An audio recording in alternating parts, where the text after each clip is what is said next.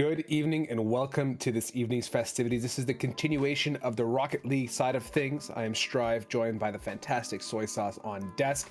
Series number 1 is imminent. It's going to be an absolute banger. And for those that are keeping track, this is going to be the muddy week number 4. So time is flying and these teams are banging out some amazing games. We have such a great one ahead of you here for you guys tonight. And this one's a classic rivalry. William and Mary going up against the University of Delaware Blue Hens. These two schools know each other very, very well, and both have competed at a high level, especially here at the EGFC. Recent history says that the Blue Hens, their Rocket League team, they've soared a little bit higher, but William and Mary, I think the last time they played actually did get the better of this team, and it's a team with very high ceilings, so we'll have to see what the outcome is today in the specified series. Yeah, I'm looking forward to it. This is awesome. Like, Rocket League for me is kind of that level ground where I get to come back and just enjoy some clean, fun gameplay. You know, like, you get other titles get me going, but Rocket League here on EGFC just feels different. It's so energetic. It's so vibrant. These teams continue to grow and grow week after week. And we find, especially what I love the most, is connecting the dots during the game and post-game in the interviews. We get such a great little connection on those, and you learn more and more about their approaches, what they've been working on, their practice points, and as you follow them throughout the journey, again, keep in mind of their improvements, where they look to better themselves week after week. So yeah, so it's going to be a great one. We should be very close to getting this one started. All things said and done, I've had the chance to see both these two teams play, and I too feel the same way you do. Very, very energetic, very, very talented individuals, but great team synergy as well. Yeah, Delaware coming in at 2-1. They lost week 1 to Northern Arizona, one of the top teams from last year, and then William and Mary, they're sitting at a 1-2 record. Got off to a bit of a hotter start, but have dropped their last 2 series. So William and Mary looking to try and see if they can even things out here, take one off of their big rival. But like you said, these are two teams with a lot of talent and two top tier players, I think, to watch here. Stellar was one of the highest scorers in the league last year in terms of goals for, just leading the team overall in stats. He is one of the big playmakers for the Blue Hens. And on the flip side, Dolphin is the guy, the go-to player. When he is on fire, this team feels unstoppable. He is the tip of the spear to the offense that is the William and Mary tribe. If he gets activated early, watch out. This could be a dangerous team. Exciting. And Delaware is known to be relentless. Their offense is absolutely so pressure filled, and right off the bat, good morning, sorry, we were off to go with William and Mary running on the board. Didn't get a chance to process as we get the kickoff. Yeah, Stellar there gets beat on kickoff truth just with a better 50, and the way that rotation works, just awkward positioning by Delaware finds its way on net. Look at the fake here, the double fake off the kickoff, and William and Mary will get possession off the back of it. Rare that you see both teams go for a fake in that instance, but one that, oh, whoa, did Stellar get the bump there? He'll get credit for the goal. Maybe an odd whiff coming through, but either way, one that Stellar will gladly take as it ties the game. No bump from what I can see, but hey, a dub is a dub, and we'd like to get right down to business. 13 seconds in, 1-1 on that score line. The pressure continues to surmount Stellar, whether intentional or not. Plumser, nice little kickoff here right off the bat, splitting it right down the line. Scooter up and high, trying to push that ball further towards William Mary's net. Hard clear from Pilot, but again, this is the UD textbook play, keeping the pressure on the Stellar and putting that ball right back where it belongs. Two of the players I'm really looking forward to seeing in this match are these two teams, their compositions. Oh, is this one's going to be on target? No time to think, no time to analyze. Scooter says this ball is getting to the back of the net here. Beats the rotation just barely. Truth Alpha picking up that corner boost. Can't get there in time, and Legacy's just barely behind the play. Hair behind is not enough to make it count as UD pulls away. That is the same relentless offense we talked about. So they keep the pressure on, and once again, kickoff going. Stellar likes to bring it right back on and keep the touch alive. Pilot, nice hard clear right off to the backboard. Going to be met there and return back, or at least try to keep the pressure more back. It's just the same thing. William and Mary are doing really good with Pilot on these hard clears, but it's UD continue to surmount and keep that ball back on the opposing end's field. And last time we saw William and Mary, Pilot really was that key defender for them, making a couple of clutch saves to keep their team alive in that series. So look to see more of that as this series continues on. But Legacy caught my eye here. You know, no Dolphin here for game number 1 at least. So Legacy substituting in for him, but they're a veteran of this team. They've been here for a couple years now, put up some great numbers, but it's been a minute since they've been in this rotation. Pilot, a newer name, Truth, I believe joined the team last year, so we'll have to see how he does with this iteration. And the player I'm looking for on Delaware to be the impact guy is Odds, as Scooter and Stellar are just continuing to throw shot after shot at the net. Odds being that third man here, he is the playmaker that could really be the knife's edge, as Odds is going to be able to put that one in the near post here. Kind of an odd situation, and Delaware will be able to score off the back of it. I'm noticing with William and Mary, they're very much able to clear the ball, but they're just a second behind the second touch to get the ball to their destination, which is closer to that net. They're getting it to a reasonable, let's say, quarter field push, but they just can't bring it up thereafter. So Legacy here again, hard push downfield. Scooter returns it. We do have the return tap, but the follow-up now, much better actually from Truth, who's there to keep the pressure on, and yes, excellent work, just what the doctor ordered. So a follow-up to the taps and keeping that ball closer to that net and moving. They amp up the speed and they win the race to the ball, and Pilot there just a second faster and punches it into the back of the net in emphatic fashion, and all of a sudden it's a 1-goal game just inside 3 minutes remaining. They might have a kickoff goal as well, but Odds is able to dive back and make the save. Truth, that ball will ricochet down, deflects off of a defender's car. Pilot now is in an odd spot here in the corner as Odds goes for the air dribble. Legacy will block him out. Truth tries to go high, but Delaware plays patient. Now Truth has another touch here, forking that one mid. Has a man in Legacy, but sent it high, and Stellar will keep it to the outside. Now Pilot look for an air dribble. Look how early Odds is up to that play. Legacy gets a challenge, and now Stellar will corral possession. Demo on the backside means Legacy has to dive at this one, but Delaware starting to regather up possession here, and it feels like, again, that time on attack stat, if it were there, would be heavily in Delaware's favor. They're gonna another chance here. Rebound gonna be cleared away by Legacy, but guess what? It goes to Stellar all the way across, working left to right, but still can't get it on target. Legacy trying to use the boards to his advantage. It's another giveaway. Odds to the backboard. Stellar to the follow-up. The bouncer's in, and it's 4-2.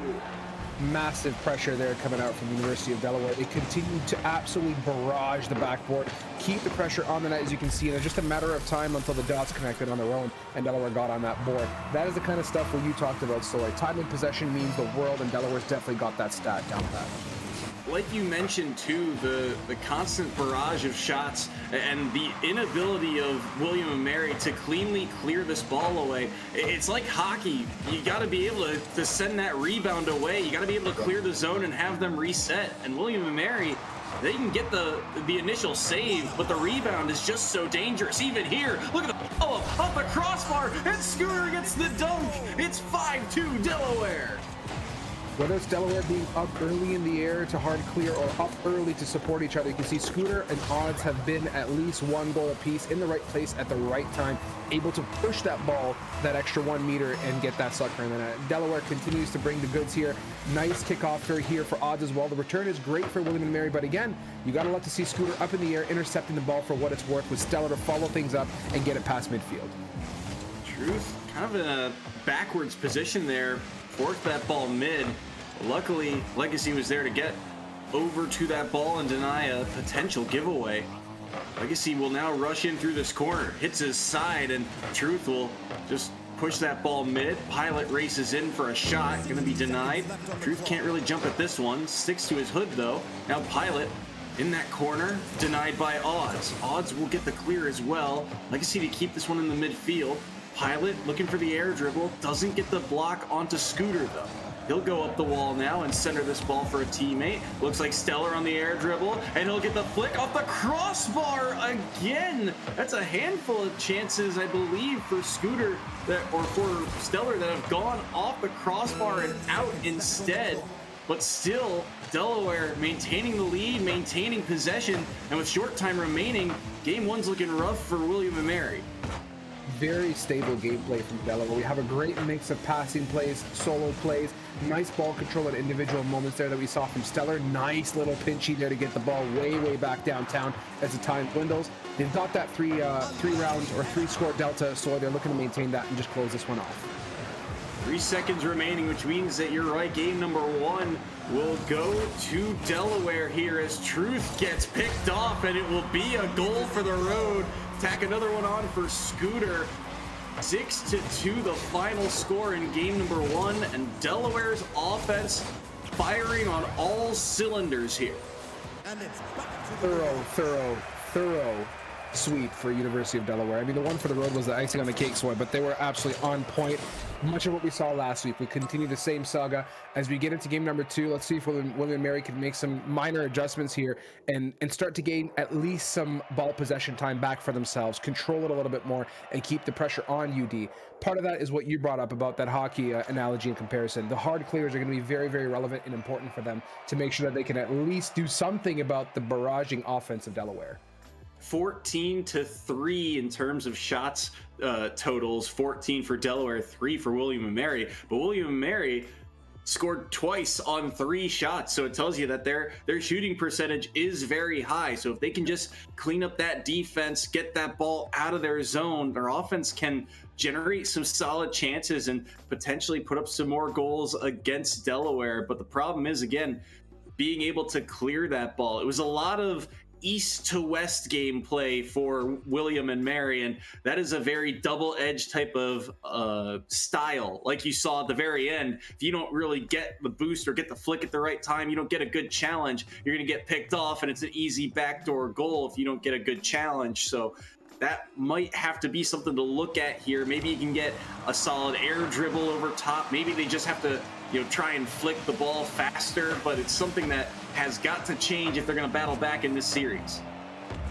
Part of flicking faster is obviously, like you said, getting it to the net. But the one thing that UD's been stellar at too, as you can see moments of it here, is they're always back. It feels like there's somebody always available. And when they are back and they're clearing the ball, it goes far every time, basically. And that's what makes it difficult for William & Mary.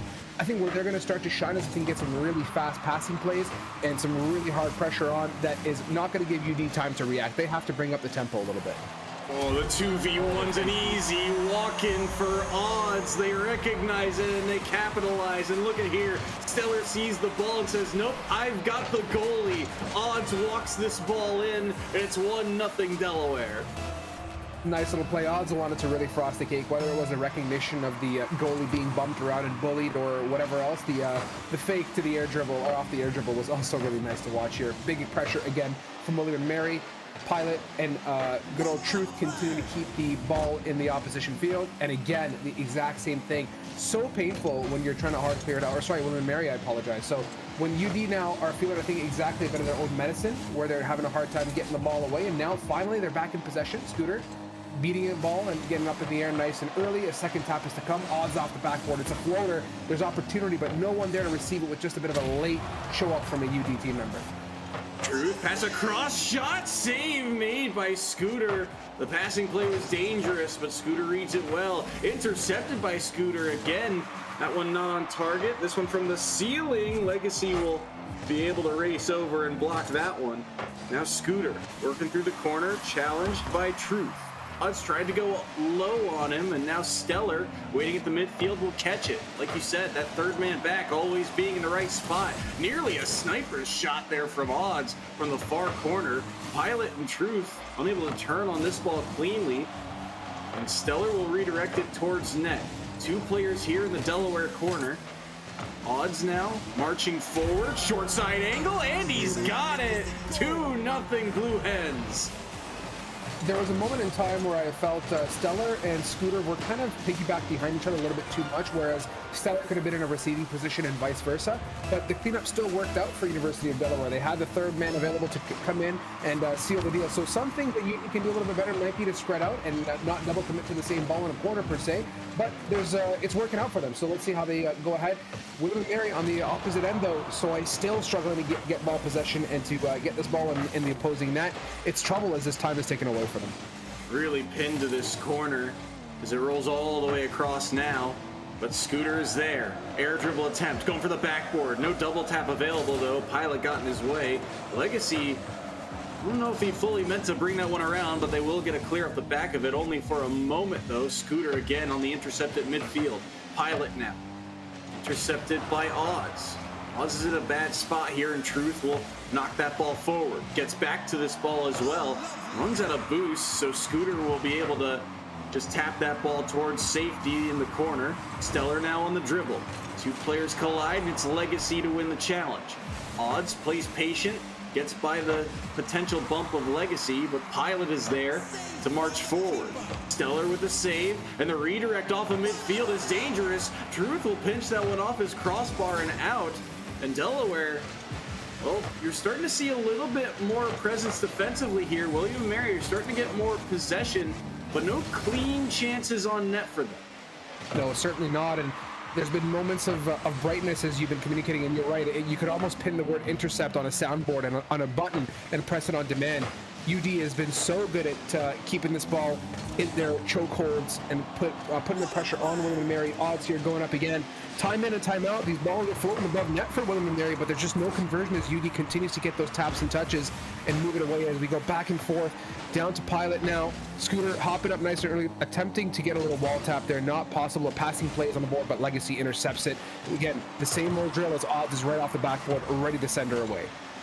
Be it spacing or boost control, William & Mary have just not found their footing, and Stellar's going to get a goal at the back of it. I think everyone caught forward here for William & Mary. Odds over top of Truth, and Stellar sneaks in behind to make it 3-0 Delaware.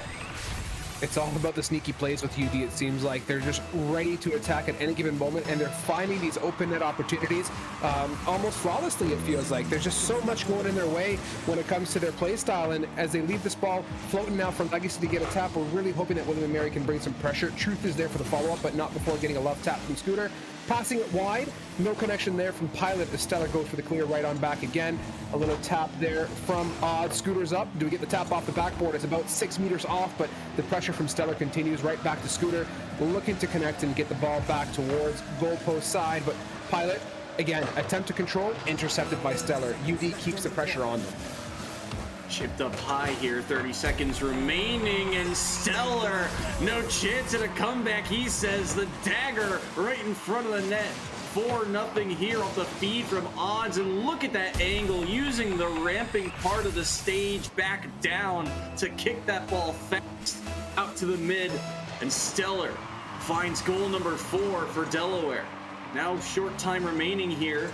William & Mary likely just gonna have to regroup to try and get game number 3. Maybe they can find something here for the road though. But Odds continues to push this ball into the green half. Chipped out towards midfield again. Stellar looking for a double tap here. Doesn't have the angle. Pilot will clear. And the clock will tick, tick, tick down. Delaware will take game 2 of this series and nearly had one more for the road. Again, the same theme continues for Delaware off of game 1 and off of the season that we've had the chance to watch. You and I saw so relentless on their offense. Looking at the shots type of things, we're a little bit better off actually. We have a 6 versus 7. So Delaware had 7 shots on net. William & Mary a total of 6 shots on net. Much better overall, but unfortunately what lacked was the conversion rate. They were just unable to slot the ball in the right place. The quality of chances is what sticks out to me. I mentioned it before. William & Mary scored on 2 out of 3 of their first game. But this time around, like you mentioned, 6 shots on goal. I can't really remember one being all that threatening. Felt like Delaware was very quick to cut down on space defensively. Right. A lot of times it was a lofted ball in, or just, an attempted air dribble that was quickly shut down, or even shots that were coming from the corners where it's the tightest angle and it's easy for the defense to read. So while they were able to get more shots, the quality went from A grade down to C grade. So you're going to have to find a way to change things up offensively here if you're William & Mary. But good stuff for them to get more shots on goal, because like you mentioned in game number 1, it was about the inability to push the ball down the field with possession. Getting a few more shots on goal certainly helps with that. Yeah, it does. And if I could use a soy sauceism term, I didn't see any really laser beam-esque type shots from William and Mary. There wasn't anything that was really committed towards the net and definitively heading that way. And you touched on that yourself in that breakdown earlier. But as we get into game number 3 now, back and forth tit for tat here. Odds keeping the pressure on, looking for a connection to midfield down to Stellar. No bueno to clears there. Scooter coming in, just kissing the right side of that goal post. Truth now looking to keep the ball moving with Legacy support as they send it back off to the left side. Stellar off the backboard, has boost in hand. Going to go ahead and dribble that to a reasonable position and hope for a connection over the top of the head of William and Mary with Stellar to bring things further into the opposition's field, but not before Scooter has an opportunity to defend, and indeed works out well. I had to kind of play that one back, but an odd spot, but well recognized by Scooter. Ball left here for a while now, and Truth will be able to dive at it. Stellar, though, to punch that one back towards his own half. Truth won't get the challenge here, but Legacy will follow up. No bump on the goalie. Odds was already getting harassed by, I believe it was Truth.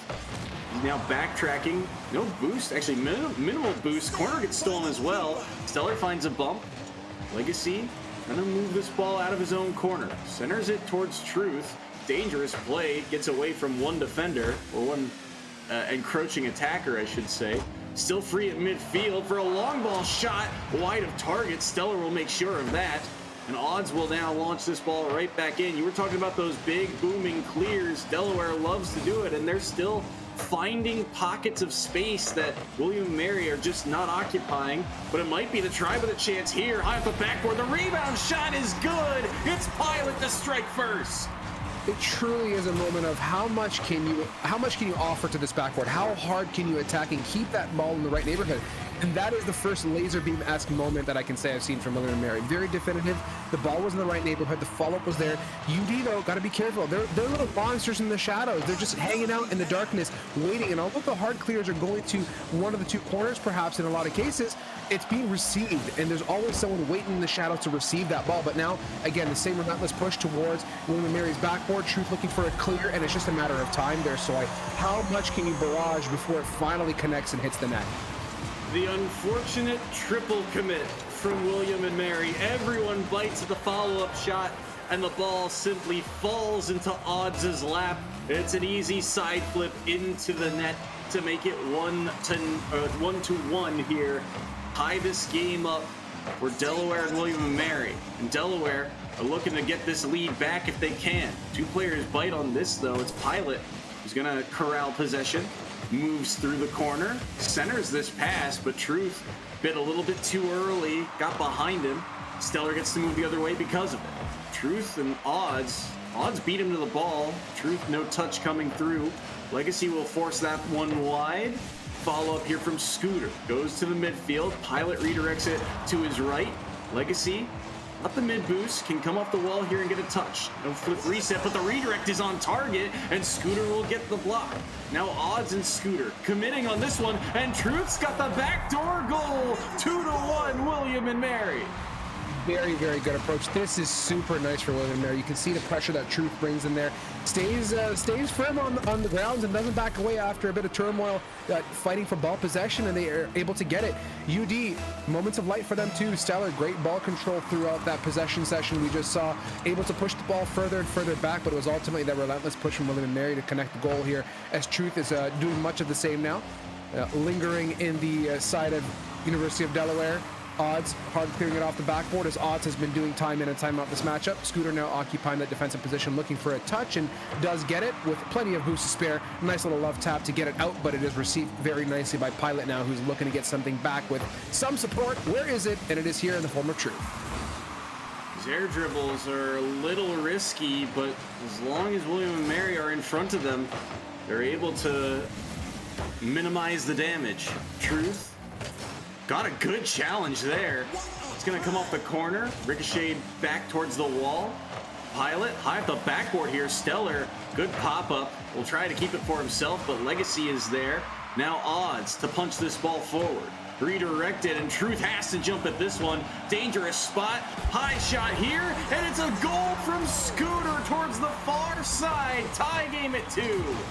Truth in a very, very precarious position. Wanted to go for the save and the turnaround. I mean, the most efficient way, but it's insufficient. UD slots it, but you can't deny the fact, Soy, that there is a much more UD style of gameplay coming out from William & Mary. They're just delivering that ball more and more to the University of Delaware's net.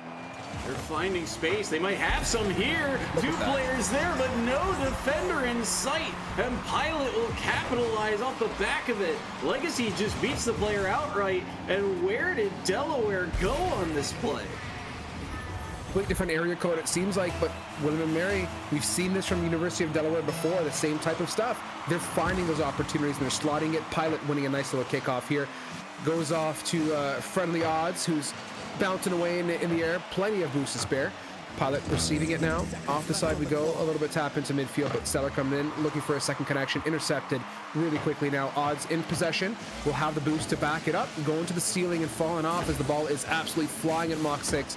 Looking for a second tap with Stellar to follow up. Odds centering it, gets it across over to Truth now, who is in full control with a nice little attempt to bounce it over Stellar's head. Insufficient, but Pilot coming in, sweeping it to the backboard. Where is the follow-up? It is going to be right down to Scooter now to keep the pressure back and keep this ball going. We are very much playing an east to west type game here, Soy, as you mentioned there in Des before. Got to see William & Mary bring in this heat and hold on to this for 20 seconds.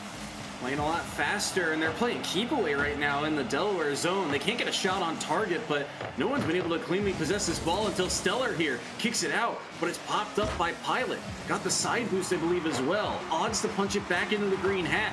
Short time remaining here. William & Mary trying to hold on. 5 seconds from the wall. Stellar on the air dribble. Centering ball in. Shot. Save made off the post. And they can't get to the rebound in time. William & Mary, by the skin of their teeth, pushes to game 4.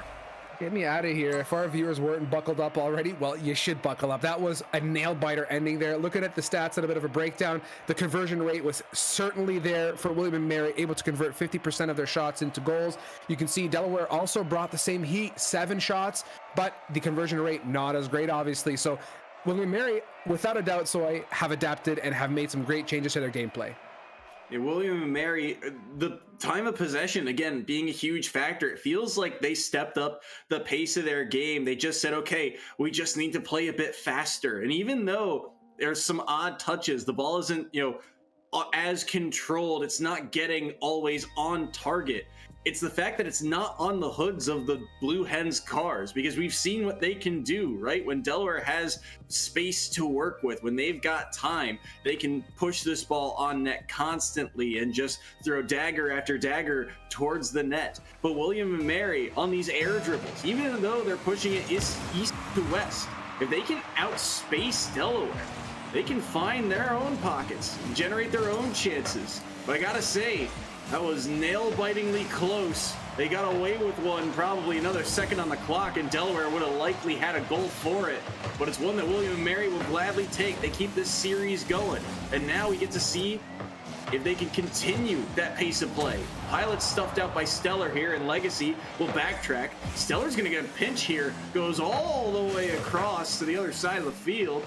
High off the corner once more, and Pilot will knock that one off the back wall, redirect it again, and Scooter will corral this one, leaves it for Stellar. Look to the opposite side of the field for Odds, but Truth was there to intercept it.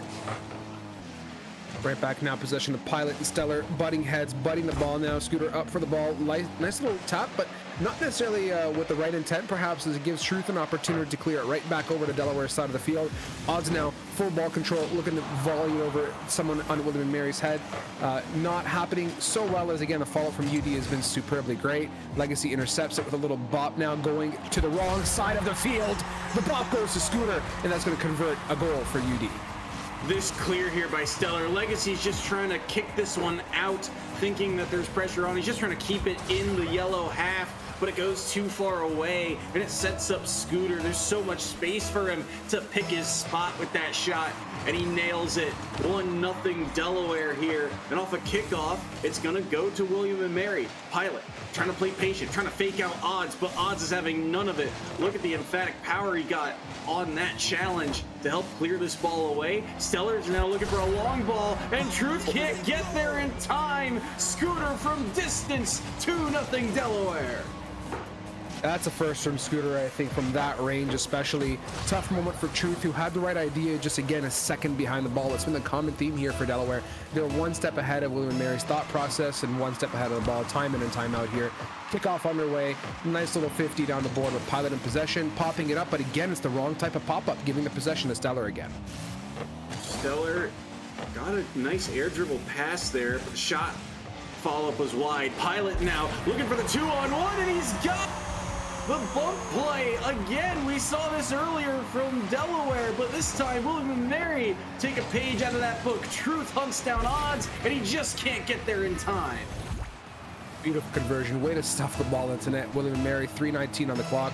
Tons of opportunity. We saw the light in that game 3, and I think that William & Mary has definitely had some of the sauce now. They're feeling it. Stellar in control, but I'd be feeling the pressure if I was Delaware for sure. Odds off the wall here, gets an extra touch over Legacy, and he got a flip reset as well, but no one able to follow up on it. Pilot clears it away, looking to push the pace here. Got it through, got it to center, and Pilot almost had another touch on that ball. He's attempting a ceiling shot here. Odds to make sure that one doesn't go on target. Redirected out to mid. Scooter now with some space. Truth's in a bad spot, and it was nearly a pass to the other side, but the post gets in the way. 2-1 remains the scoreline. Truth looking for a teammate on the outside. It's Pilot there to get over top of one. Redirected all the way across here to Stellar. Delaware's got decent pass plays to get out of their own zone, but this final touch is just not coming through. Even there, a chance in front, but the third man of William & Mary just barely getting back in time. William & Mary are now the monsters in the darkness, I feel. They've definitely occupied that role and are waiting right behind Delaware in every opportunity. And look at the save coming out there. Nice positioning, bit of redemption as well for them. But keeping the pressure on, looking to do something with the ball, back and forth, passing attempt here. Stellar receives it, sends it right on back here with Truth now in the air, looking to set something up. Nice little center attempt to Pilot, but insufficient as again, UD is there to contest it right away. Scooter passing it back, nice ball control, nice discipline, but unable to connect the passing play. Legacy there just to get a hand up on it. Now Stellar with a shot. What a laser that was, but Truth says no. Now looking to push the pace here once again, but Stellar to cut it off. And there have been so many plays for William & Mary where they've had to quickly cut their rotation, kind of go left to right at it, and force this ball forward in really awkward positions. It's putting Delaware in very awkward spaces, but it does set them up for a handful of passing places. Pilot pulls off this one. Truth almost looked like he spun out his tires there going for that ball, trying to readjust for it. But with just over a minute remaining, the score remains at 2-1 unless Pilot has something to say about it. Now Truth with some space, working his way through the corner. Minute mark gets hit, but Scooter and Truth muscling to each other out on the post, and it's denied by Odds.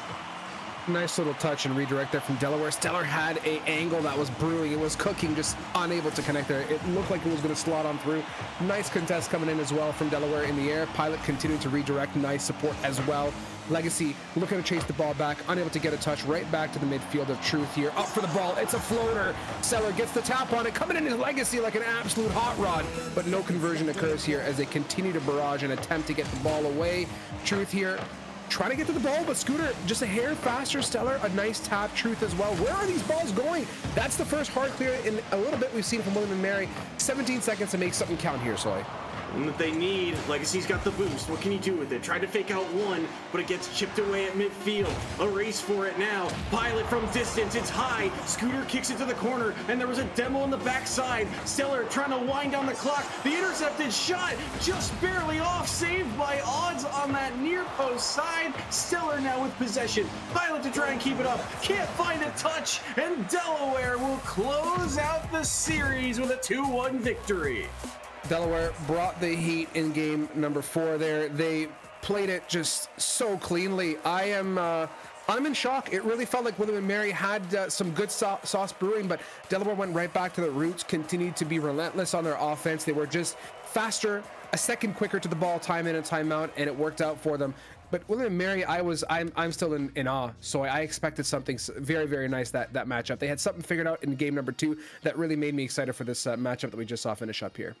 This one was closer than the scoreboard would even suggest. I'd Absolutely. say 3-1. William and Mary, a fantastic effort. They get a game out off the back of it, but they made Delaware work for it. And again, this is without one of their star players in Dolphin in the lineup. Legacy stepping up and making key plays to help keep them alive. Pilot and Truth combining for a handful of goals. But at the end of the day, Delaware so well-rounded, so structured, and able to stave off the final pushes of William and Mary. Their defense stepped up when they needed to, and their offense got the job done, and that's why it's a 3-1 series victory for them this week. The Delaware saga continues. It's the common theme for you and I, it feels like, at least for the games that I get to cast. But on that note, let's go ahead and hit to a really quick break here. We may have an interview joining us. If not, stay tuned, and there's more games to come here for Rocket League. So back at you very, very soon.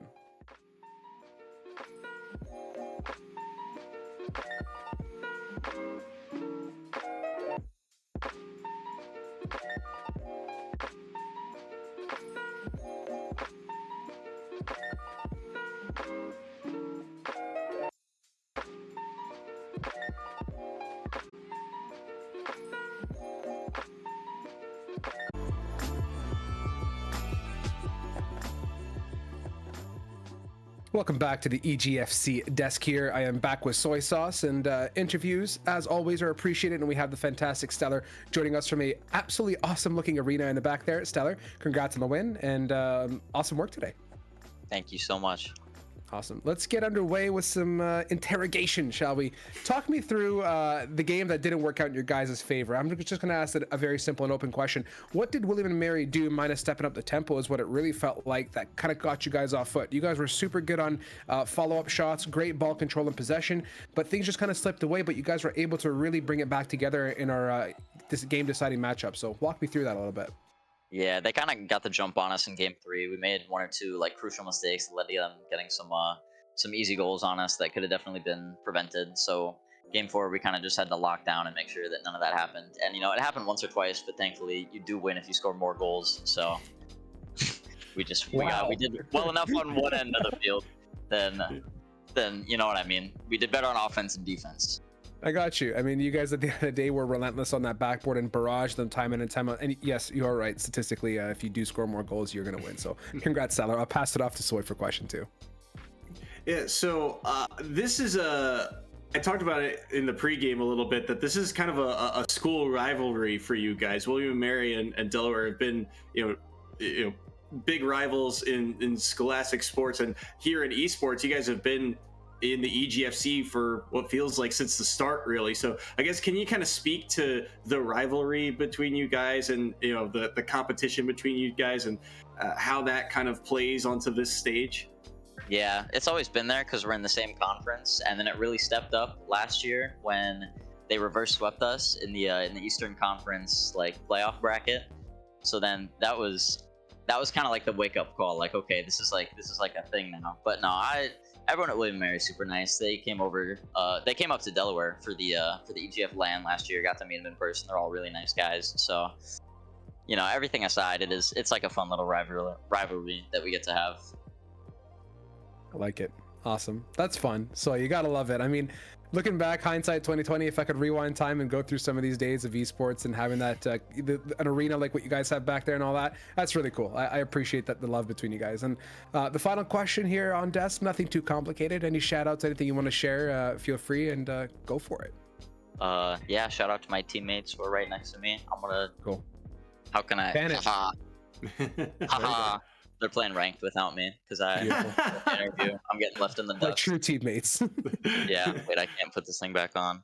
It's fine. Anyway, my mom and dad as well, my brother, who are watching from home, #1 fans, and then anyone else that might be watching. Excellent. And KG Kendall. Happy I couldn't times. forget that one. Yeah.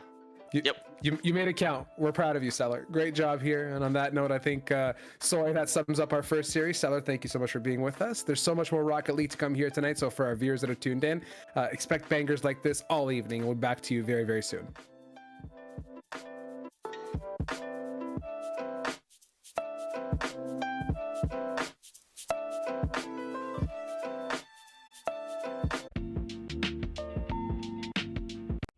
The George Washington University at the intersection of policy, practice, and research, connecting all that Washington has to offer with an intellectual environment that drives progress, transforming vision into action, offering learning experiences that are rigorous, real-time, and real-world.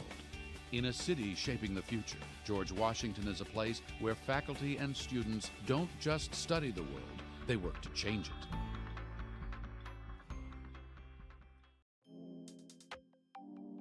Esports is competitive gaming. Imagine playing really any video game you ever enjoyed playing, but playing it competitively to the best of your abilities. The Esports Club, though, we're more than just competitive teams. We host gaming for everybody. We just want people to come out, play games, have fun, and then hopefully host a few good teams that might win a few championships for the school. We are definitely developing and pushing to build and develop that infrastructure that a lot of other clubs already have. Whatever skill level you are, you can come out, have fun, compete, don't compete. We welcome anyone. There's not really a spot elsewhere for people to just play video games. Our club is definitely like all-inclusive, so if you're like even just a casual gamer that games, an hour a day or an hour a week, it doesn't really matter. You can come and play and make friends, so that's really what it's all about. A club like this is meant to bring games out of the dorm room and meet other people, make friends. We do game nights every other Friday night. You'll get an opportunity to play some games you've never played and meet some people you wouldn't meet otherwise. So if you're interested in gaming, come on out to the club and see what it's about. The George Washington. Welcome back to the EGFC. I'm Jay Turbo, joined alongside Soy Sauce. If you were with us last game, you saw Soy covering all the action. As now we got our next round of matchups. We've got George Washington up against Tennessee Knoxville, and this George Washington team looking real good, and UTK fielding a roster we haven't seen all together.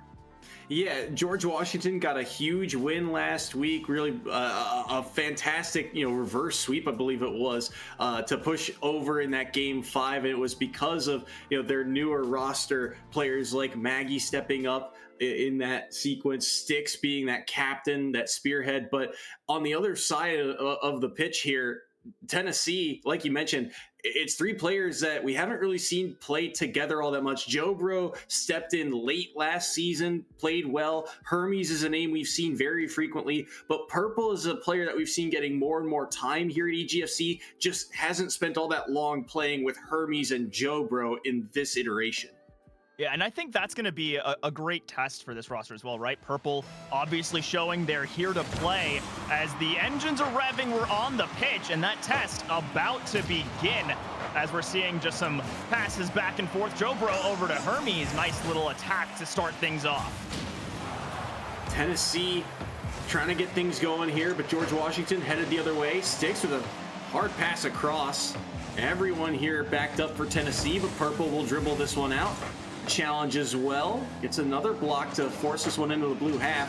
Tennessee sitting at a 1-2 record, looking to get their way back into the win column. They've dropped the last 2 to RIT, and last week losing to Montana State. So tough bouts for them. But if they can get a win here against an Eastern Conference rival, this would be very helpful for them in the overall standings of things, even though it's still early in the season. Yeah, absolutely. You want to pick up those wins again in the EGFC. You're looking at both semesters, so you need to perform both in the spring and right now in the fall. As some patient play going on between both of these squads, just a little boomer ball, I think, feeling each other out. We've seen some passes start to connect as that's one over to Sticks. As this is a real opportunity. Floated in front of the net for a second, adding a little fear. Maggie's here. We know she's got the mechanics as that's nearly a reset into a double as the pressure does not stop here for George Washington, but UTK holding on. UTK's defense, not something that we've typically seen from them in the past. They're very much an offensive team that loves to combine on passing plays if they can, but right now the opening is there. Jobro through the smoke, gonna come up with a clutch save, but it is constant pressure here from the Revolutionaries. Maggie on the air dribble will be denied by Hermes. Chipped up by Sticks, kept in the orange half, but Purple will launch that ball out. It just feels like Tennessee has not really gotten that consistent pressure offensively, struggling to gain possession once they try and cross the midfield line, but they won't have the opportunity to do so. Sticks goes low and finds the opener. Oh yeah, and this is nice little setup, clean as can be. Purple just a little slow to the response. I think giving Styx a little too much time to get underneath that one. And that's an opener for George Washington. Certainly take that. Not necessarily the really mechanical stuff we've seen out of them this season. I mean, especially coming out the likes of Maggie. And that was a tough attempt off of the goal line pinch. So UTK certainly trying to take advantage of the opportunities when they're given. I just think that this time play so far, these light pops up, have just been so much better for George Washington's. They've been a little bit faster, a little bit more confident, but Joe Bro just sends it across. There's someone in net. They didn't see that coming. Well, Joe Bro's a sniper here, and he reads this kick out off the corner so well, recognizing that that's the part of the wall that's going to ricochet it inside, which gives him that angle, and he keeps it up high in the upper 90 underneath that crossbar and in, and ties things up at 1 apiece as we hit the halfway mark of game 1. Yeah, that's a big goal for UTK to get. Stolen away, really. Maggie, she's sitting inside the net, and I think was just assuming that's going to be a pop over the top. We'll get a nice continuation, and now you can see the Revolutionaries looking to respond, and Styx indeed off a backboard pass. Great backboard pass here. Hermes pops this one up, and Jobro tries to get there, but Maggie's just faster to the play, and Styx, look at the placement of this shot. Perfectly outside. Hermes doesn't have the boost to speed over. He used all of it to try and clear that one up. So pushing it to that back post was the perfect angle, and well recognized by Styx to do so, and it gives George Washington the lead. And that as well, you saw Purple racing back, had to run for boost. And that's another statement. UTK struggling to keep their tanks full against this Washington sustained pressure. I think Purple as well, just getting used to the speed of this league and some of your opponents. As George Washington, they've been very adept at changing up their pace of play in order to mix up their opponents. And we just saw that, right? 2 subsequent base barely getting the beat that turns into the goal. Now Purple a little bit of space, but it's just intercepted by Styx. No one's there to finish the job, but UTK, they're having a fight on this defense, and George Washington maybe a little salty after the first goal, and certainly looking for that insurance scoreline after their second. Continuing the pressure here in Tennessee, if they can't find any ground here, it's going to be game 1 going to George Washington. Hermes trying to find something. Pop-up goes high. Ricochets down, and Styx has the read on it. 3-1. What a play from Styx off the intercept. Yeah, and Styx is just watching this the whole way down. You don't see much of a jump up, expecting the waterfall. Once again, just a little bit quicker. I don't expect that to be the case for this entire series. I think this game 1, though, George Washington, faster team. It's shown so far on the pitch. The UTK have made some nice adjustments, and now Jobro trying to get high, and I like this. Introducing some additional elements, threatening the ceiling shot, making your opponents think, get up and get awkward, as that was almost a golden opportunity. Goes off the post, and Maggie, the control to kick that ball to the corner, get it out and buy her teammates time. Now a play once again through this blue corner. Has the dribble, tried a little chip shot there, maybe a ground pinch, but the follow-up is on target. Once again, far side and in goes Styx to make it 4-1. Yeah, and I just want to rewatch this. Everyone just gets caught in the corner. No one's sitting back post, and I don't think they were expecting Styx to just be there right off the rip. But some great aggressive play out of George Washington, delivering once again. As 40 seconds to go.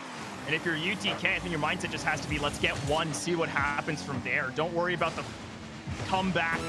Just get another goal, set yourself up. As right here, nearly a chance, as that was Purple running down Maggie the entire side of the field, and that almost had a glaring hole in the George Washington defense, as this demo nearly results in 1, and finally will ricochet in.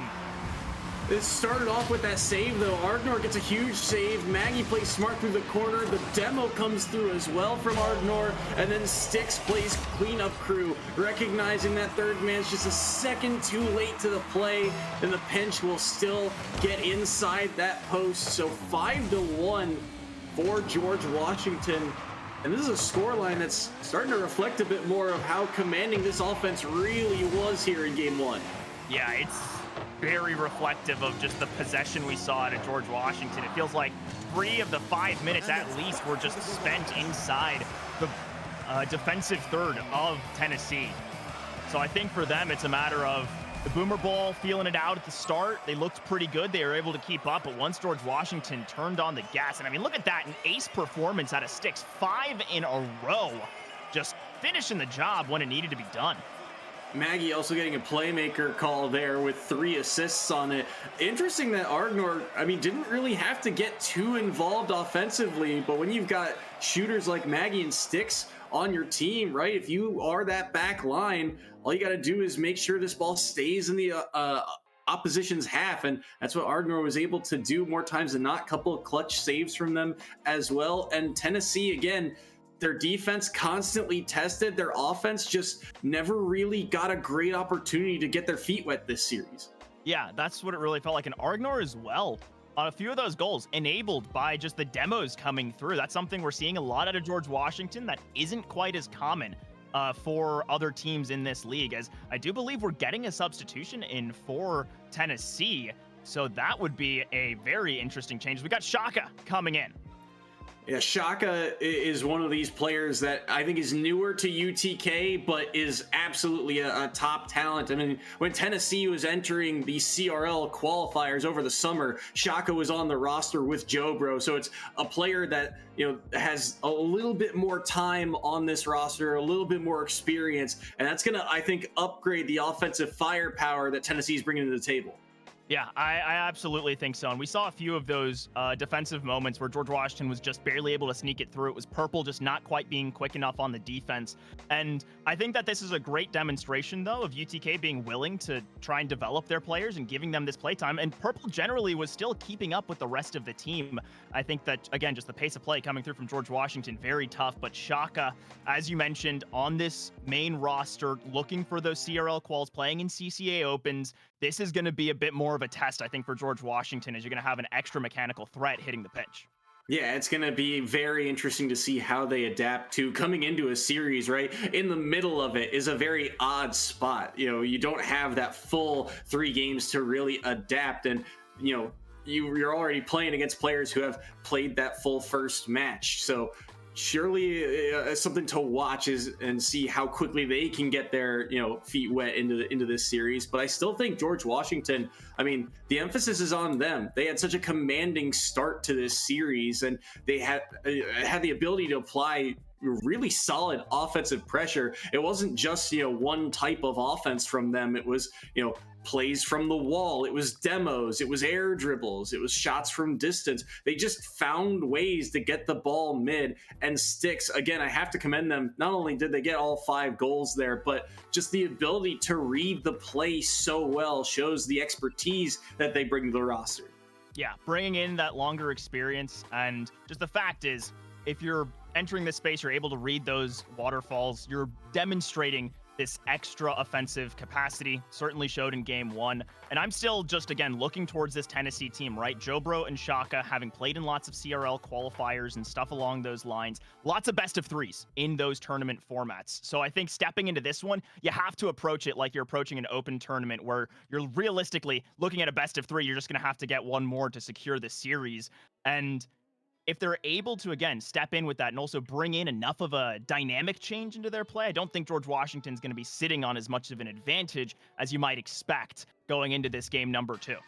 I'm curious to see how Hermes adapts to the pace of play that Shaka and Jobro are going to bring to the table, because Hermes is one of the staple names that we've seen year after year with this squad. And one of the things that always sticks out to me about Tennessee is that although they've taken some harsh losses, some upsets, they were 12-4, I believe, last year. And when you look at the stats for them, they were pretty well-rounded overall. And Hermes was one of the key assist makers. He was a playmaker for them, setting up guys like Trimmy and Mikey for those big air dribble plays. So if Hermes can continue to be that playmaker, that passer, set up Jobro and Shaka here, that's going to add another dimension of offense to this team. And it felt like Hermes just couldn't, get through that midfield push, was able to make some key defensive touches here and there. There's only so much boost on that side of the field. So if he can get activated, get up early, keep up with the pace of play, Tennessee is a dangerous, dangerous squad.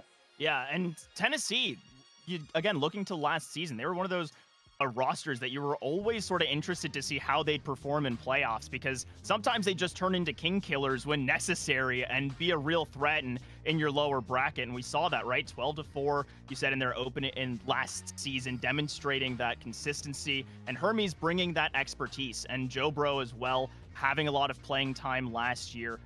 It really is just going to come down to whether or not Shaka is blending into this and whether or not Maggie is going to be able to keep up with them as well, because I think Maggie's the most mechanical member of George Washington, plays in WCB, so certainly has those additional outside chops that you have to worry about, and a lot of talent coming through and a lot of high game experience. So maybe this is just going to be more of a return to normal for a few of those players and entering that space they're most confident, most comfortable in, because I know some players really hate it when their pace of play is slowed down or they're not playing at that really top level, because it's not what they're constantly scrimming, it's not what they're used to, and you can make mistakes. Your decision making isn't as instant and it's not as instinctual.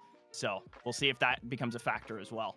I think it's also worth noting, too, that George Washington was one of these teams that we saw last week. They're a bit of an adaptive team. UConn came out the gates swinging, but it was essentially a reverse sweep, or at least it felt like it from George Washington, their ability to battle back in games 3, 4, and 5 with their back against the wall. They do have that one game cushion, but maybe their ability to read the plays that Tennessee brings to the table will be a factor to watch as the series continues on.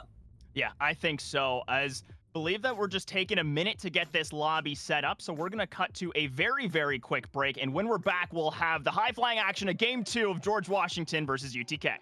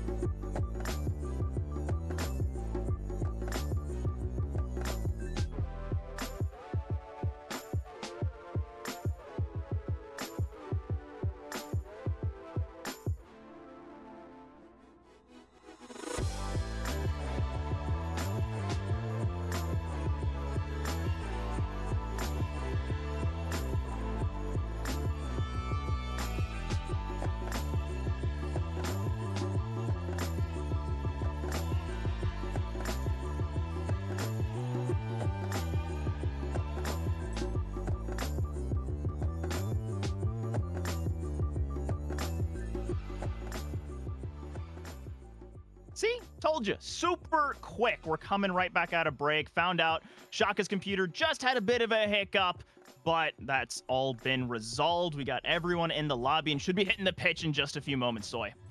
Yeah, and it's going to be an exciting one, too, coming off of this substitution and working through some technical issues, too, if they can keep the right mindset headed into this series. But we are underway for game number 2 here. We'll see who gets the early pressure, because that was a key factor for George Washington, right? Kind of stopping that first initial push from UTK and then immediately turning it into their own offensive sustain. So far, the battle for midfield possession, pretty back and forth here. Shaka moving forward, but Maggie to intercept. Sticks as the redirect here, and it's George Washington to strike first.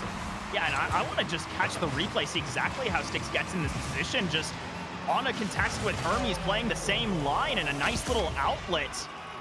George Washington striking early. You haven't had a chance to see much of Shaka, but George Washington, same exact type of play. Aggression and finding an awkward angle your opponents aren't ready for. Oh, Six, what a catch, what a dribble, what a flick too. Maggie on the read, just cannot get it with a pop shot, and it's in! Argnor cleanup crew, 2-0 George Washington. Okay, never mind. This is just George Washington taking game 1 and saying, we don't even need the boomer ball period. We're just gonna run at you and grab 2 right off the rip. And these opening 30 seconds, I'm sure not at all what UTK were hoping for with this substitution. But I think it's really gonna show and demonstrate this change and how much of an impact it's gonna have once we have a slightly more extended series of plays where we're allowed to give Shaka a little space or a few attempts, and now Jobro just gets past the defense. It's a couple rebounds, not sure how it fell apart, and it seems like Maggie just awkward.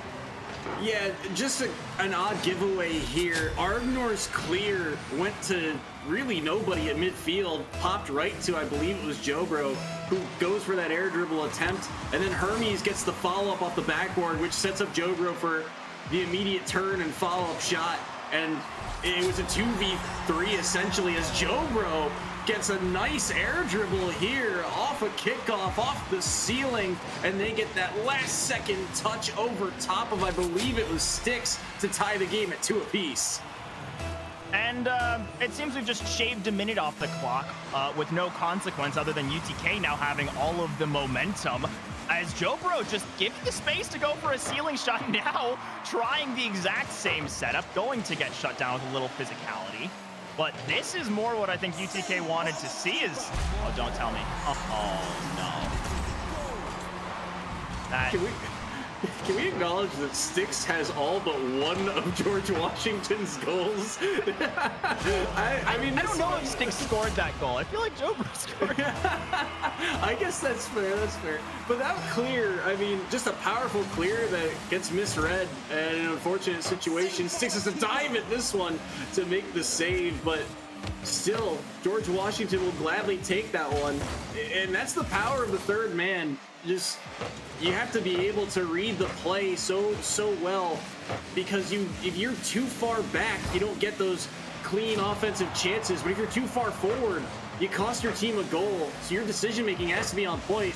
And that last goal given up because the positioning just slightly off. Very, very unfortunate. And you just can't quite get that continuation. And that's a save that Jobro's made, a million times. And it just hurts when you're in that clutch moment. You know your last back, and your car's angling just slightly off. Is that another awkward moment in the UTK defensive third? Almost turning into something more for George Washington, but now a bit of an attack for UTK. Maggie forced to have a bit of an awkward clear away. Now caught in the net. This could be dangerous as everyone whiffs on the bouncing ball. There's a demo instead, and Shaka equalizes. So I think this was a fake here. This challenge goes high. Hermes jumps at it, and that forces Maggie to go. The whiff comes through, and Maggie is reading the shot, and that allows Shaka to go up, and Jobro, behind everybody, demos the last player back to ensure that Shaka has an open net there. A lot of minutia in that play, but it leads to an easy goal there for UTK, and because of that, at the halfway mark, we are tied at 3 apiece. And this is definitely more of the expectation for this matchup, with UTK really stepping up and Shaka nearly getting the beat. Jobro not quite quick enough to look for the shot. Instead, it's sent over to Hermes, who isn't able to get the extension. And this is a lot of confidence starting to come through from UTK. And George Washington, none of what we saw in the opening 30 seconds, where it was just running forward, looking for challenges. And now Maggie's got an opportunity, and Jobro's going to shut it down. But confidence coming through for UTK, and I think George Washington needing a little bit more as Maggie's getting aggressive. It all goes wide. Big bump onto Styx to prevent it from being another in his tally. That's something that we actually didn't see a lot of in the past from UTK. These physical plays are not a staple of their game plan.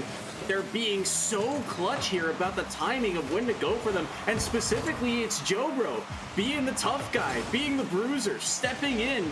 And so far, George Washington have not really had a clean answer to that bell. Yeah, it seems like it. And I'm sure that they saw Argnor's impact and they're like, all right, let's start demoing. And Jobro happy to take that role, often that second or first man on offense. So you will see that ability to just drop the ball behind, have a pass off the backboard, look for that continuation into the play on a demo. That's going to be a bit of a giveaway, bit of a reset for George Washington. Let them get some boost, get some time, and Argnor with a big challenge, comfortably cleared by Shaka, but still. Now we've gone about a minute and a half with no goals. Longest sequence so far is Shaka. Almost made me eat my words. That was a dangerous angle, so close. Maybe one here from Hermes. Maggie cuts it off on that near side shot. Redirect all the way across. Hermes is there. Styx able to get a nose on that ball. 30 seconds left now. Maggie keeping this ball in the corner. Racing in his Ardnor, but loses the challenge, leaves it for Styx. Another bump in front, but Maggie had to go all the way back for boost, so a little late to that play, but if that third man was there, that was likely a goal. Styx will fork this one down. Shaka's got possession, looking for the double tap, does not find it. Jobro feeds it back, and UTK maybe inside the box here. The challenge is there. The flip reset from Jobro will stall this ball to the ground, and we're headed to overtime. Oh, and that's some of the dangerous paired play from Jobro and Shaka that you expect out of CR, and it's just a pickoff goal for Ardnor, and that removes all the drama as George Washington go up 2-0 in the series. They risk it all. They put all three players forward here, and UTK just, I don't think their second man in on kickoff cleanly read where that ball was going to go, and it leaves Ardnor with a ton of space and time, the entirety of the pitch to set up that air dribble, and the flick was just what they needed to get over top of the last man, and George Washington moved a match point because of it. So tight in those moments, and George Washington this game absolutely a kickoff team from what we saw. As 2 back-to-back kickoff goals and then that overtime one as well. So I am worried moving forward for George Washington, but they've got such a buffer that I don't think it's going to be much of a problem if those goals from the kickoff start to get shut down by UTK. I think we'll see a little more aggression out of Knoxville, as we already saw from Jobro getting a ceiling shot goal and looking for more and trying to keep those situations moving in their favor. But even bringing in Shaka couldn't quite pull out the victory, keeping it close, making it look very, very competitive. But this is a long road to try and fight back. It was a tale of two halves, though, which gives you hope for UTK here, because George Washington got off to such a hot start with those few opening goals that UTK, all of their goals really mostly coming in the second half, really. But the quality of chances that they had were such high quality. You know, the like you mentioned, the air dribble attempts, the ceiling shots, Jobro getting physical. Even here, Hermes with a potential shot, but just chipped that one high. Jobro from the wall here forces it mid. Styx will get this one out of the harm's way for the moment. Not a ton of boost though. Played slow there by Ardnor, but was good enough to bait one defender out. Through the first 30 seconds here, George Washington on defense, and now trying to find some offensive chances. These challenges mean so much for them. If they can continue to get those hard clears across, it's just going to force UTK back time and time again. Yeah, but I think that in the long run, this is going to eventually favor UTK if they're able to have enough boost and not just give away a scary possession. But we've seen just more and more consistency between Shaka and Jobro. This is a lethal duo. They know how to hit each other in these clutch moments, as we're going to see a crossover for Hermes. And now there's Jobro or Shaka just waiting, not able to do anything off the corner. This is going to be George Washington comfortably clearing it away, or Hermes keeping the aggression. So UTK not giving up these positions, timing out their boost grabs very, very well, and rotating back as Jobro almost the recipient of another nice little outlet to the corner. George Washington have just been so good finding follow-up challenges at the midfield to force the ball back into the opposing half.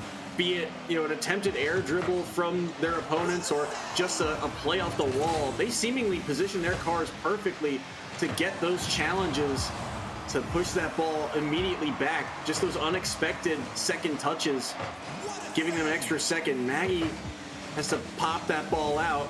We'll tee it up here. Ardnor does make contact, and another one just like that. That follow-up off the hood of the defender, forcing it here. Jobro with the tee-up pass for Shaka, and it's the give and go to make it 1-0 UTK. Oh, and I was just waiting for a moment like this. You call it the give and go. Absolutely. Little pop-up pass. Shaka's there to receive, and the George Washington defense left in shambles for a moment. Everyone trying to watch the play, and UTK knew they were a second ahead of it. First lead they've had so far this series, and certainly one that they're going to be very happy with, but hard fought to get that goal. They had to do something unconventional too, right? That pass in the middle just feels odd, but there were two players there. One for UTK, one for George Washington. When you're both backwards like that, it's going to favor the offense, and the recognition there from Jobro. to just force it into a really poor spot for the defense and set it up perfectly for his teammate. Great communication and great ability to recognize that play, as Hermes is going to find one here. The roller will go in from midfield, and Tennessee's up 2. And I was worried for a second that this was going to go right off the post, or it just wasn't quite quick enough. But Maggie has to make the flip to try and get that save, and it's a nice opening for Hermes that I don't think either team was expecting to come through. Now a 2-0 lead. This is going to be incredibly difficult for a George Washington team that just has not had the offensive pressure in this game number 3. Look at that, even the clear across. It's like UTK are playing keep away from the defense when they can. Hermes with a pinch. Sticks and Argnor at this one. Sticks will clear it all the way over. Shaka to keep this ball in the blue half, though. And that midfield presence that I was commenting on that was seemingly so good is starting to get shut down here. They cannot find a clean way to transition from defense to offense. Maggie's going to grab the corner. Can they get the challenge? They do fork it off of the nose of Shaka. Argnor now from distance. Bouncer on. Save made by Jobro.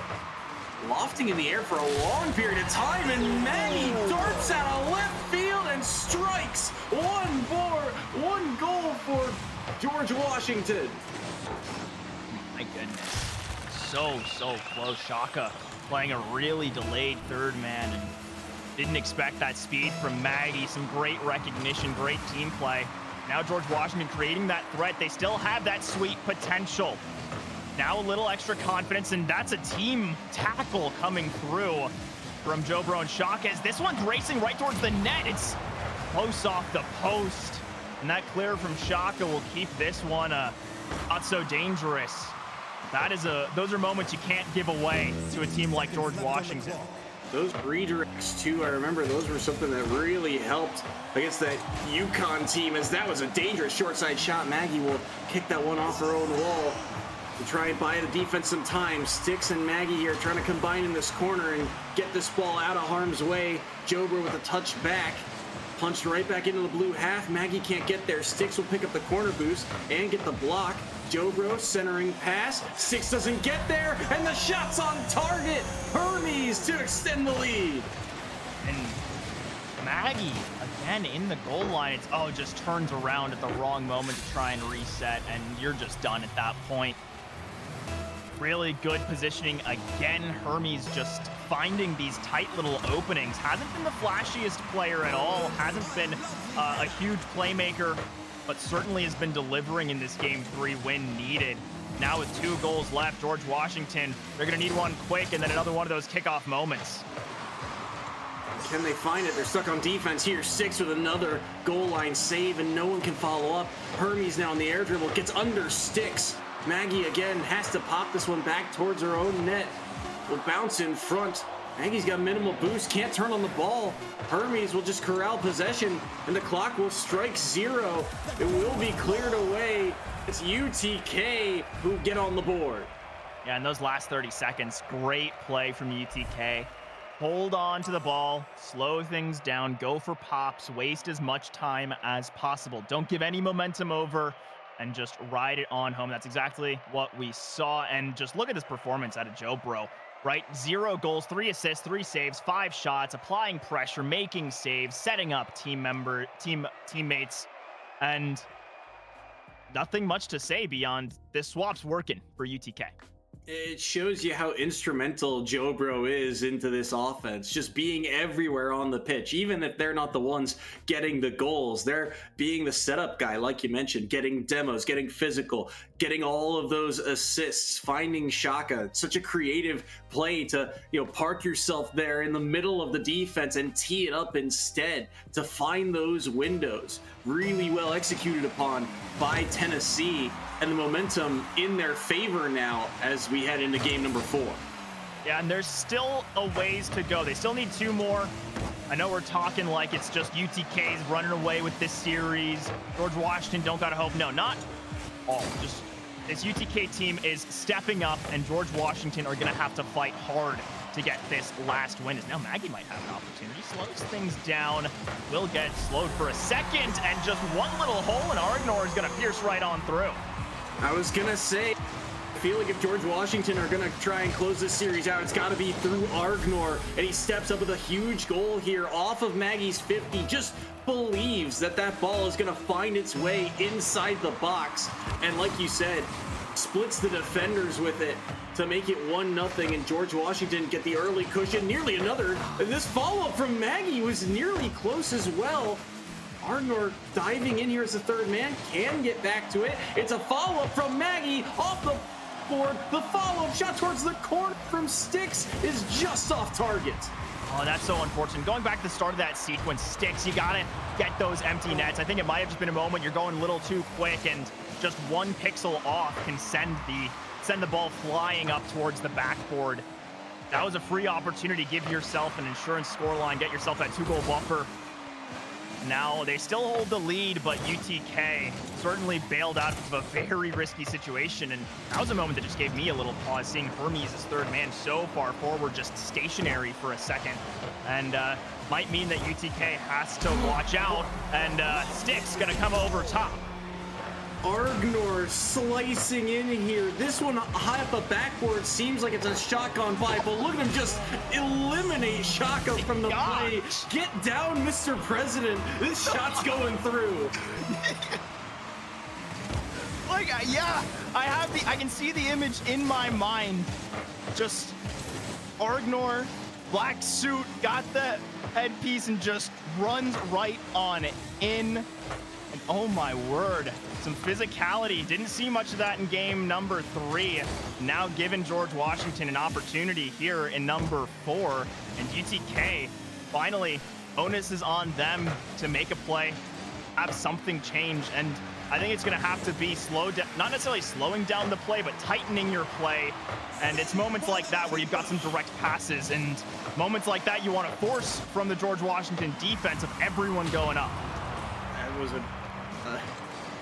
an awkward triple commit, and the demo freed up some space, but that flick gets denied. Jobro now, high to the wall. Maggie to punch it right back in. Look at the follow-up, too. They're going to get a ground pinch, and Sticks, or no, that's Argnor on the opposite side of the field, nearly read it. Shaka able to get the block.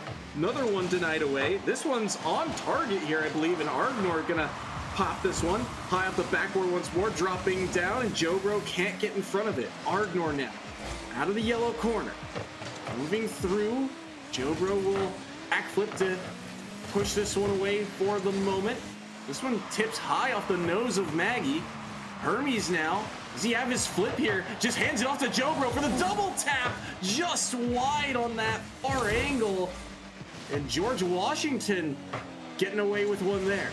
Oh, that's an unintentional redirect that nearly gives UTK an opportunity. And I do like that sort of setup. You're having Hermes with his carry, getting Jobro involved, as that's a screamer saved by Maggie. Finally, UTK having some sustained pressure, a nice pass over. And still though, George Washington very adept at reading the game. They've been shutting down a lot of these plays, a pass before they really begin. That's going to be another touch off the ceiling and just off the corner. Big save from Argnor, as it has been defensive duty for the Revolutionaries, but they've been delivering. Ooh, dangerous pass back, but had to be made. And look at this in transition. Hermes hits the crossbar twice, but the follow from Shaka will go in. UTK, a sigh of relief, and that one didn't go. That was going to be demoralizing, but Shaka wins the race to the corner boost and barely gets back in time.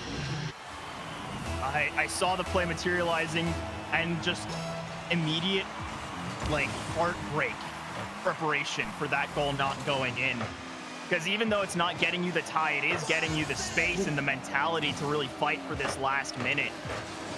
George Washington almost stealing one away off the long clear. Hermes not getting one either.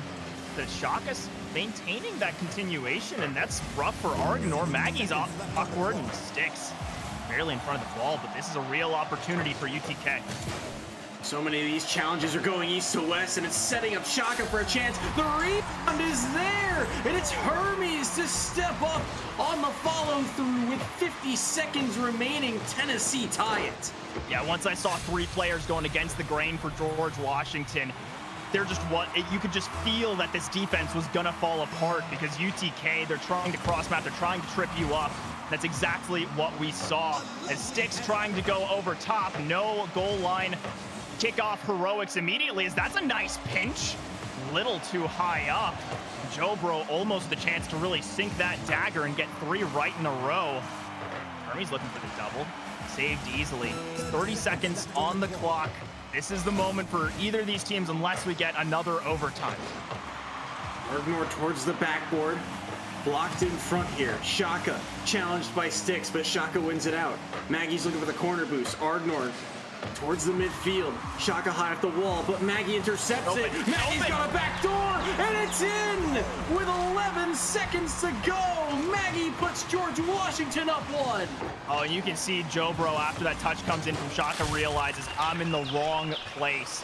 I think that's why you have to race back, and instead it is a final second moment here for George Washington. UTK, they got 10 on the clock. They're going to try and make it happen.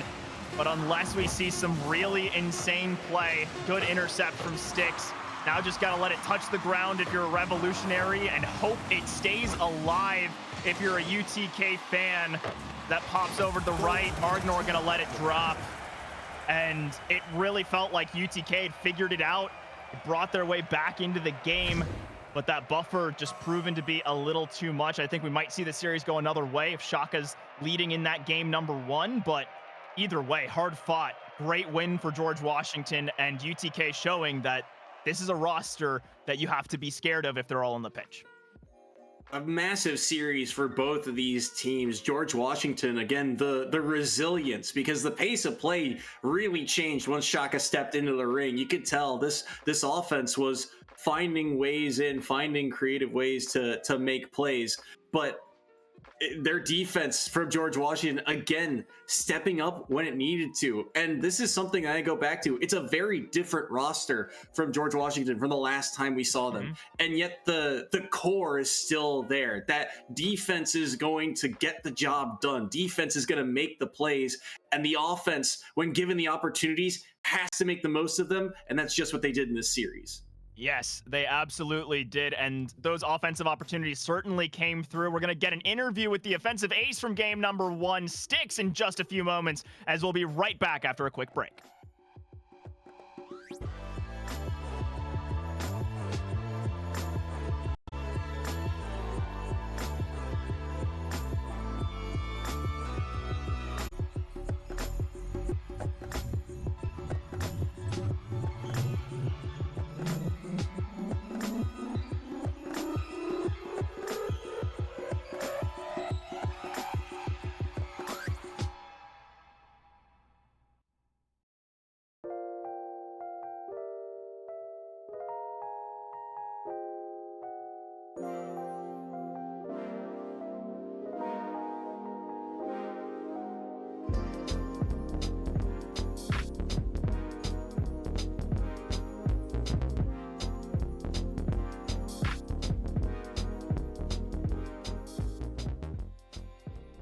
Welcome back as we are joined by Styx, the offensive ace, absolutely killing it in game 1, leading this team through. How you feeling over that win?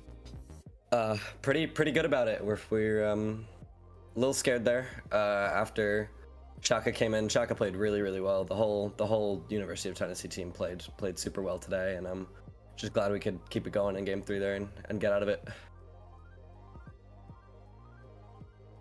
So I guess for this team in particular, this has been a couple weeks now of these longer series. In the EGFC we get a lot of 3-0s. So how do you, I guess, keep up the mentality in these longer series?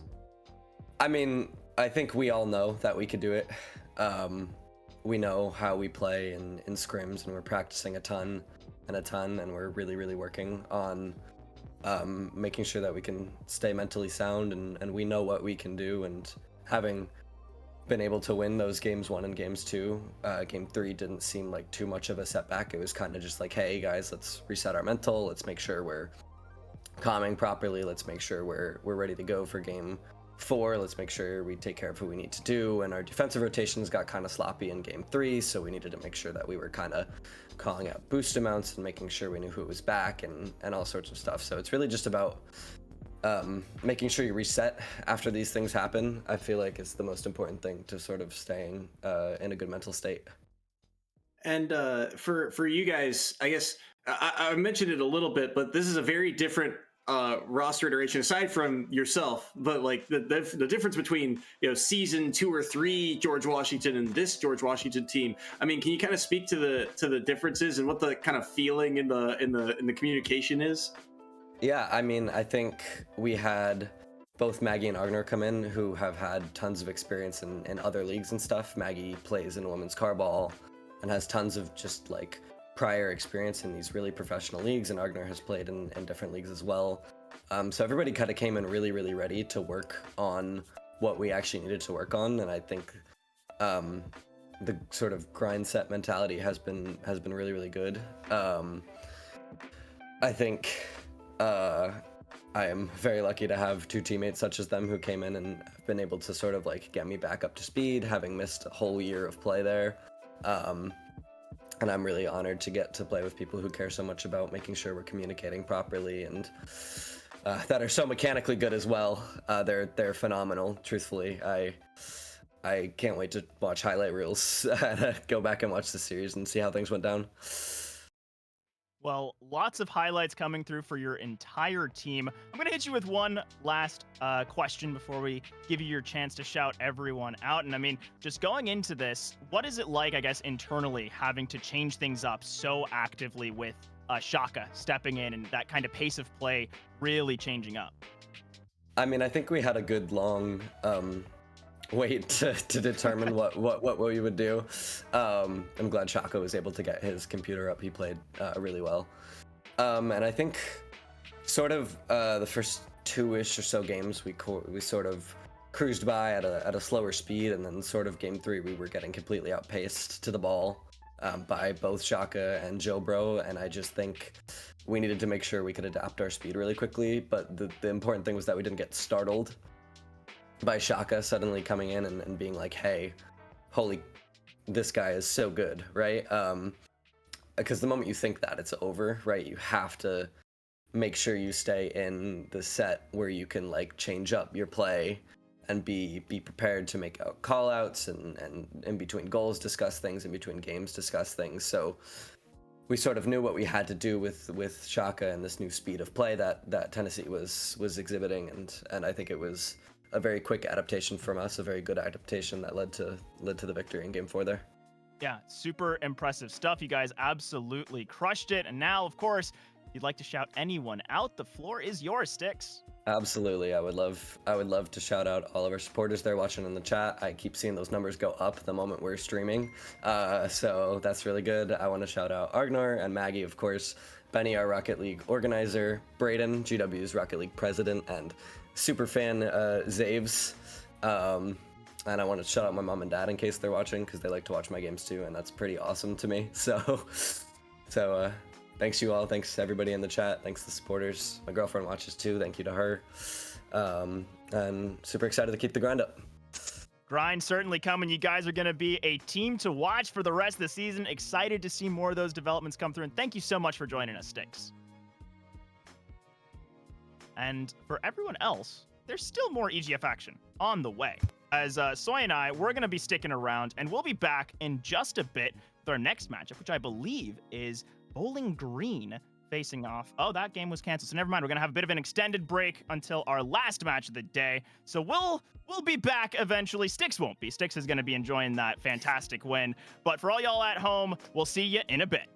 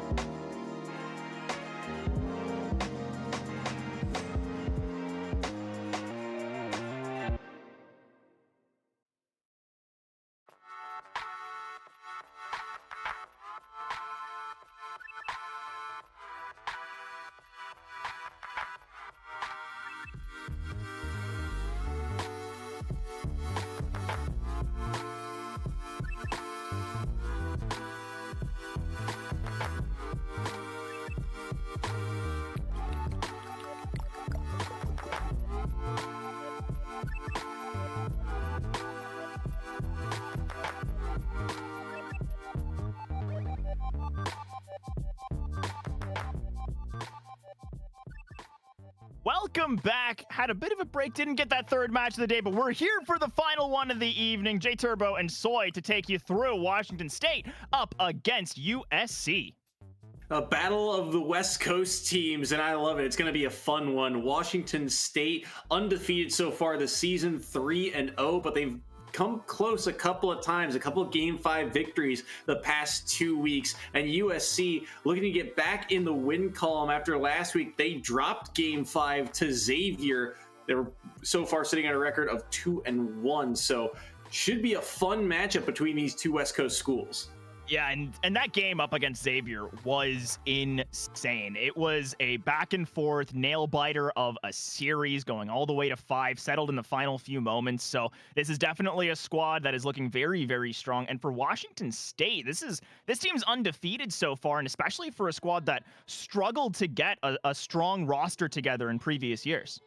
Yeah, but now with Shark and Wimpulse, the two of them have really combined for a lot of the offense. And I remember, way back when we first covered Washington State in week 1, I was really impressed with how this team could stretch the field. It felt like their ability, not just to transition from defense to offense, but the way they went about it. The ball never hung around midfield for all that long. So how does USC combat that? I think is going to be a really big portion of this series here, as Washington State in the gray, USC in the red, and we are underway in this best of 5. Yeah, already we're seeing some real physicality out of the Washington lead. And now it's going to be Wiss and Vista getting a nice little connection to get this out of their own half. Not going to see too much offensive pressure out the gate. I think a decent amount of boomer ball, except for these nice connections. USC smart to keep Wiss back. Keeping one back, that third man always important. Fitz here in an odd spot. Makes a good save. Fitz led the league in saves last year as one of the returning members of this squad. But like we said, it's a very different squad this season. Punched forward there by Vista. Ball rolls back to the gray half. Shark will try and get over one, but VTR able to clash with him. Now high off the backboard, it's going to be Vista on the follow-up, and it's the Trojans to strike first. Yeah, in this entire sequence, you see just the entire Washington State defense stuck in place. Shark not able to get a good clear, and the rest of the team just unable to do anything. So good recognition by USC to strike, and for Washington, an early goal given away. Now Shark already got the reset. Want to try and stuff that through. Good patience from Wiz not to allow it. But I will say that first minute looked a lot of Washington, and Fitz getting an equalizer. Fitz here on the air dribble. Wiz goes up the challenge, but look at the control. Gets over top of him, and then off the backboard and in. That last defender just unable to get up in time. Fitz the control there. To bounce it off the ceiling and pick it right back up was incredible. Absolutely fantastic play. Good clear away. One thing I've already been impressed to see from both of these teams so early on is just their willingness and their ability to have some very clean passes along the wings. Normally you see that start to develop either just in very high level games or a little later on after boomer ball hasn't given any space. So both of these teams putting in a lot of respect and also just demonstrating the caliber of matchup we've got for us. As Fitz gonna get a double, but that just leaves it for Vista. Never mind, it's a tee up into the net. The intercept here off of this catch seems decent here from Vista, but just barely loses it for a second, and Fitz instantly challenges, and it just so happens to be on target, and all of USC was ready for that one to be a little bit more of a stalemate. Couldn't get back in time to make that play, so USC, a giveaway costs them the tiebreaker. So Wazoo now up 2-1 here as we approach that halfway marker. Yeah, and I think so far in this game, it's been high flying, it's been high action, but Washington certainly pulling out a little bit more of the mechanics, specifically Fitz, already demonstrating why they are such a lethal member of this squad. Is once again some offensive pressure, and USC, two players caught on the same rotation, Wiz and VTR crossing each other's lines. So have to watch, see if that turns into anything for Washington State. But it seems USC got their rotations back together. This is just a nice little pop down. And here, once again, BTR and Vista going for the same ball. Bit of players crossed here, but Vista's got the flip reset, just faded away from that ball a little too far there. Couldn't quite get back to it. Vista could not recenter either, so Shark will head the other way. Vista from the backboard to launch this ball up. Rolls by one. Wimpulse will not be able to make a play on this one. Shark with a save. Wimpulse no touch again, and Shark will be able to clear it over to Fitz.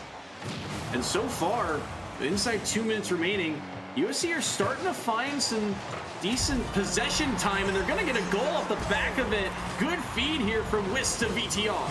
Yeah, I just want to watch this one back, right? Wimpulse gets beat, sure, by Whist, and then just some great awareness to get around Shark.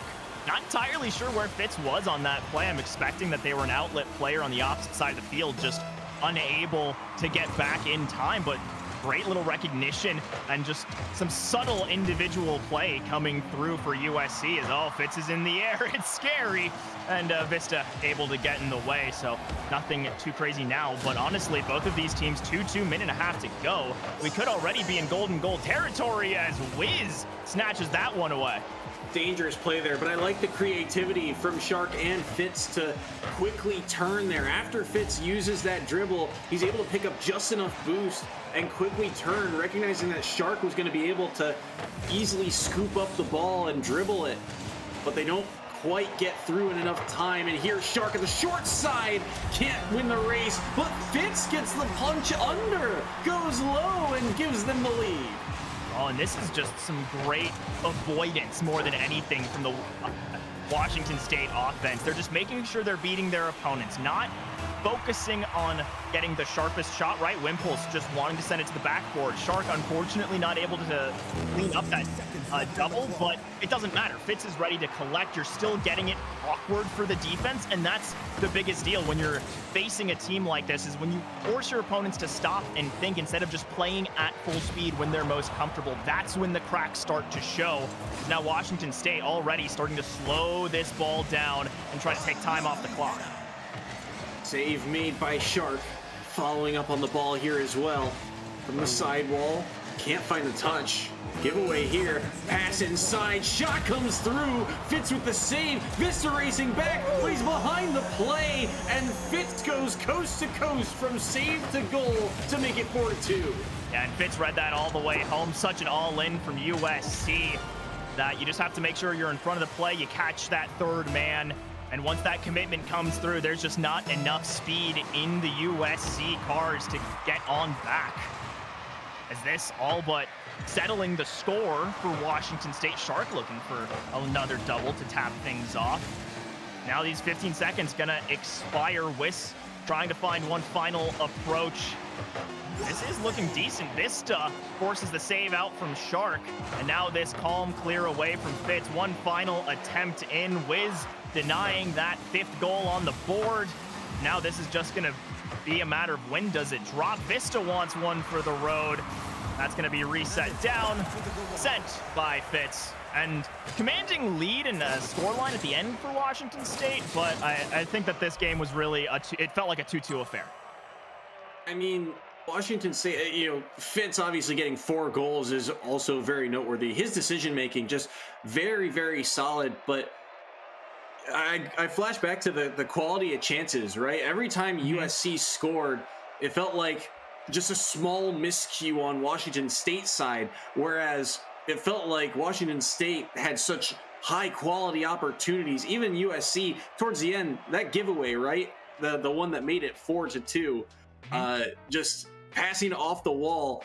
It's a decent opportunity, especially off of that kind of whiff off the wall.